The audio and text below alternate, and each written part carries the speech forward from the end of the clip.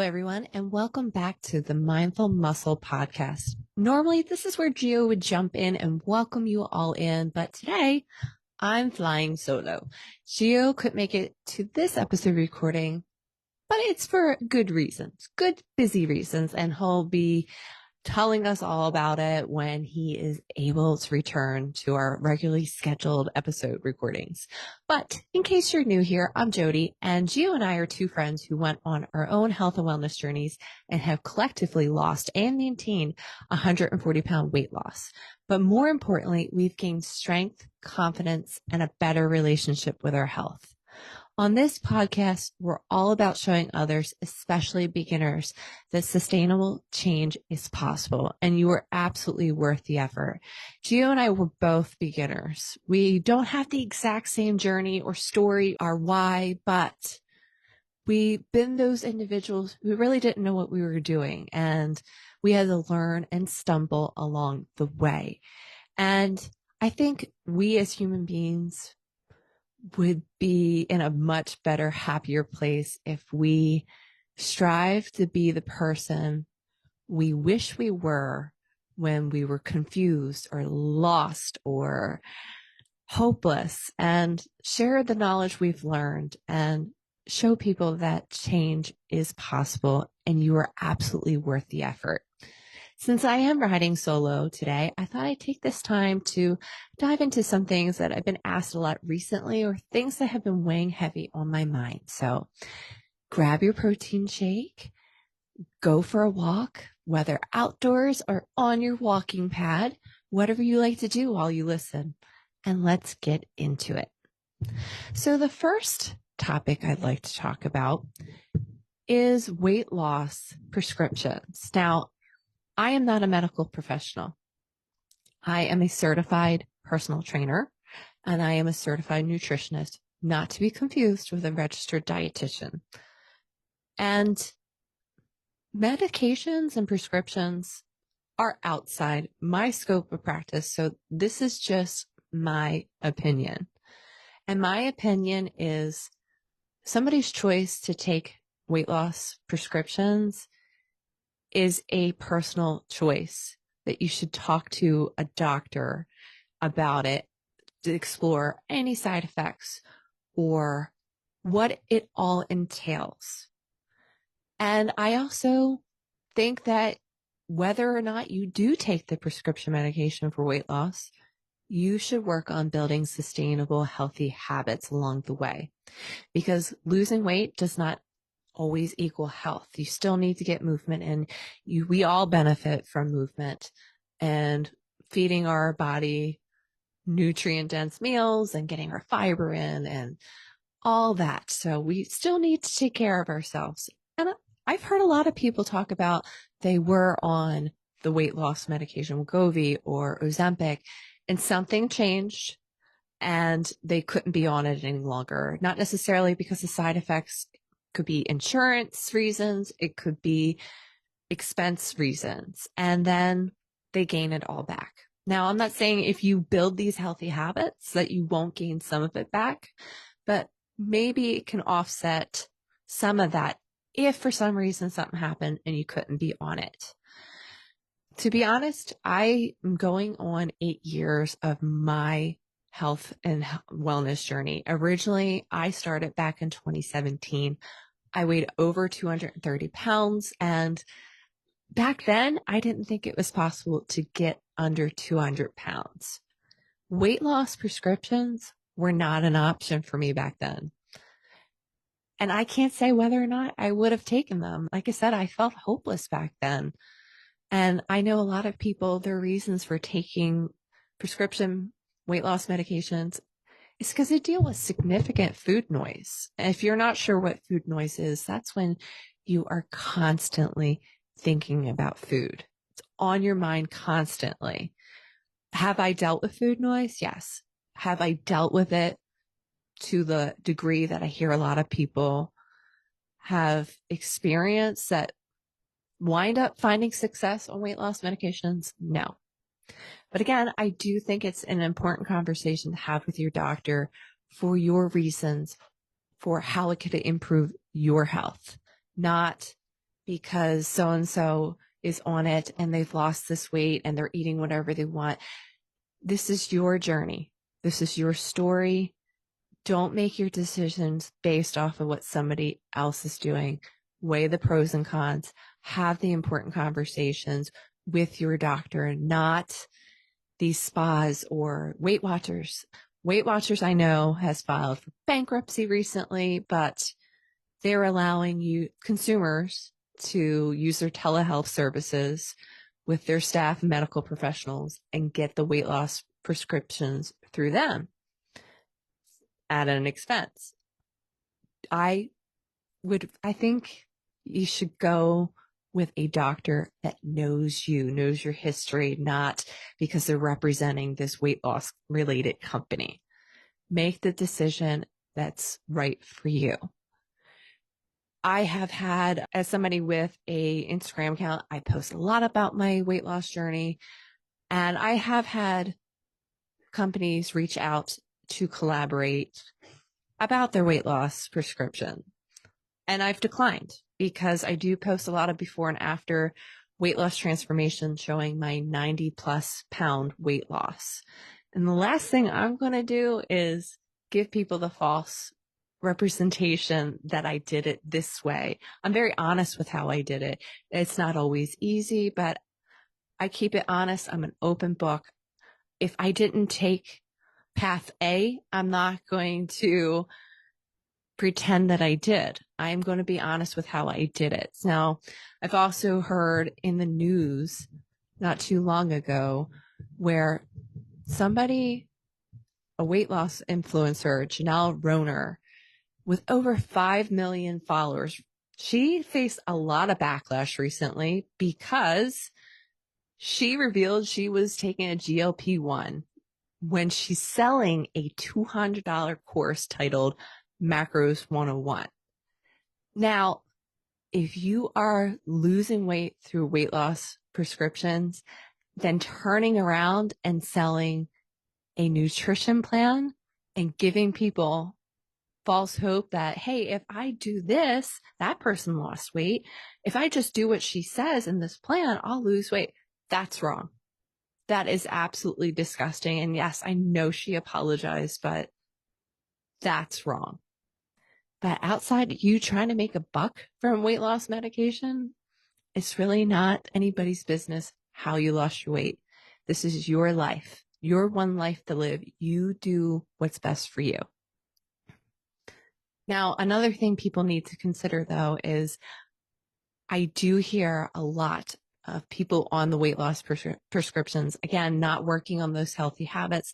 They're not consuming enough protein, and they wind up losing a lot of weight, but their body fat percentage goes up because part of that weight loss is muscle loss. So again, it's very important to build those healthy habits with nutrition and movement and getting enough protein, getting enough fiber, getting enough vitamins and minerals, whether or not you do weight loss prescription.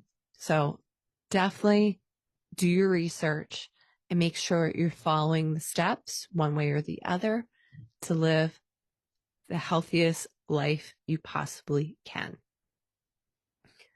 Another thing I wanted to talk about is I feel like we've talked about this a few times on the Mindful Muscle podcast, but it's just a reminder because I heard somebody do it earlier today, and that is your word choices matter.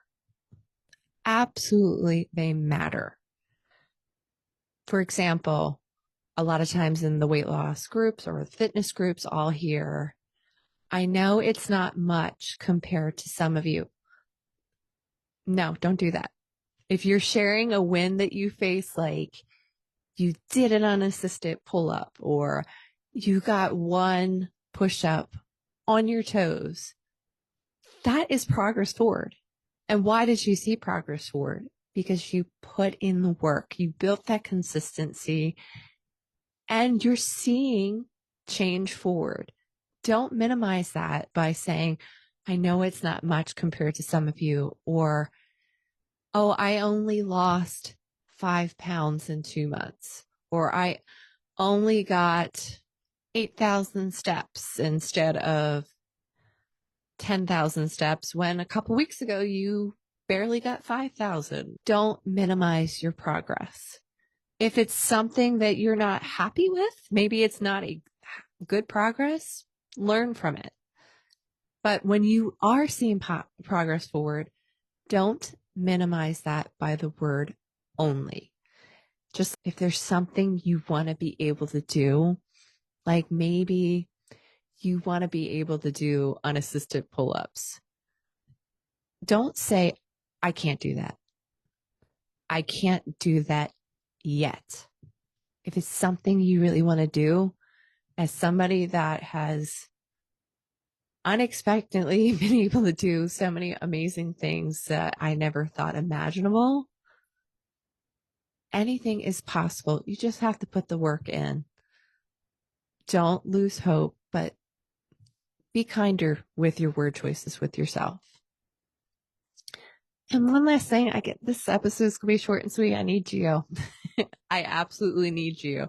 But if anybody knows of any registered dietitians, I would love to have one on the show, because registered dietitians and nutritionists get confused a lot, but they are completely different. They have more certification. They have more medical knowledge. They're the only ones that could legally write meal plans in all 50 states, where there's only 2 states in the United States that non-registered dietitians can create meal plans. It's for everybody else, it's considered outside of the scope of practice. But I would also like to learn more about what they do, because when I was at my heaviest, I never considered going to a registered dietitian, because back then I just assumed that it would be somebody that was judging me, somebody that would just give me a list of, this is what you are supposed to eat, this is what you're not supposed to eat, and just constantly expect me to over-restrict. All things that I know now with knowledge and time that aren't necessarily true, but I would like to hear more about what happens when you talk to a registered dietitian, what misperceptions and stereotypes that registered dietitians maybe want to chime in and set the record straight. I would love to hear it. So if you know of anybody, follow us on Instagram, send us a DM, or you can also email us at mindful.muscle.podcast@gmail.com. So I figured this would be a good opportunity before I close this very short episode out to talk about how Gio and I met, why we decided to create this podcast. We met through a fitness group on Facebook called Fitbod. Fitbod is a workout app that shows you what to do at the gym. It's a great app. That's a very short description of what the app is, but we met through that group. And one of the things that resonates with me with Gio is he's somebody that wasn't fit his entire life. It's not like he was born and raised a gym rat. I was definitely not born and raised a gym rat. It's somebody that has been a beginner later in life when kids were in the picture. You're a busy family, you're a busy parent, you have a job, you have everything going on. It's nice to see another parent rolling up their sleeves and learning as they go and being so willing and open to share that knowledge with others, because I had no idea when I started what I was doing. I started just going to the gym and just circling the gym, looking for a piece of equipment that intimidated me the least. Touching a dumbbell or a Smith machine or a barbell was not even a consideration back then. And nutrition wise, I looked at food as good or bad. I know he's learned along the way too. So I like that we both are beginners. I like that we can get the male perspective. And I know he's told me in the past that He likes being able to get the female perspective because the last thing he wants to do is be mansplaining to others, especially women, that strength training is for everybody. And also he's plant-based and I'm not. So I think that also helps when we talk about why we don't like the carnivore diet or these extreme diets, the importance of fiber. Yeah, if you didn't know that I was a meat eater as one of the hosts, you would probably think typical plant-based person, meat is the devil. No, he has his reasons for being plant-based, and we can dive in more about that in future episodes if you'd like. But I'm a meat eater, but the dosage makes the poison. I'm not going to eat nothing but animal products. I need eat a vegetable. I need some fiber. I need some fruit. I need some balance. And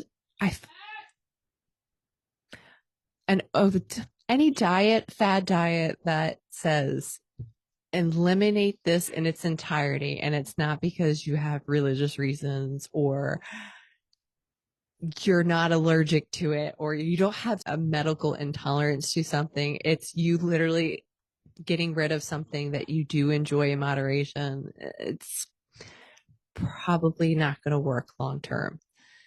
Over restricting and looking at foods that are good or bad has always bitten me in the ass in the past. So I like that we have a balance. We're not always 100% the same with our opinions with different medical or not medical, nutrition or fitness stuff. But in the long run, we're on the page with most things that matter. And we also understand that a right choice for one person isn't necessarily a right choice for everybody. This is our journeys. There isn't one and only way of doing things. So if you're new here, again, thank you for joining us. Hopefully you'll stay tuned or check back some of our older episodes. We have episodes with various professionals, doctors, and we've had people who have had crazy obstacles in their way, from a 5-time cancer survivor who went to place in a bodybuilding show to a type 1 diabetic with a heart issue, still putting in the work to be the healthiest muscle mommy version she could possibly be. So definitely take a look at some of our older episodes. We're available on YouTube, Apple Podcasts, and Spotify. So definitely can subscribe and follow us on Instagram. We're very active there. So thank you again for joining this very different episode, but be well and join us next time. And don't forget to like and subscribe today. Thanks.